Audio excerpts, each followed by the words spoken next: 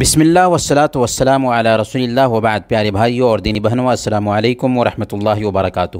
عاشورہ کا روزہ بہت اہمیت کا حامل ہے۔ اللہ کے نبی صلی اللہ علیہ وسلم نے صحیح مسلم کی روایت کے مطابق بیان فرمایا، سیام یوم عاشورہ احتسب علی اللہ ان یکفر السنہ التی قبلہ۔ عاشورہ کے روزہ کے تعلق سے مجھے اللہ کی ذات سے امید ہے کہ پچھلے ایک سال کے گناہ اس سے معاف ہو جاتے ہیں، اس لیے ہمیں اس دن روزہ رکھنے کا اہتمام کرنا چاہیے۔ صحابہ کرام اور صحابیات اپنے بچوں کو بھی روزہ رکھواتے تھے۔ اگر وہ رونے لگتے بھوک کی وجہ سے تو ان کو کھلونے میں مشغول رکھتے تھے، یہاں تک کہ افطار کا وقت ہو جاتا تھا۔ گلف ممالک میں رہنے والے بھائی یہ روزہ 18 اور 19 اگست کو رکھیں گے، یعنی بدھ اور جمعرات کے دن۔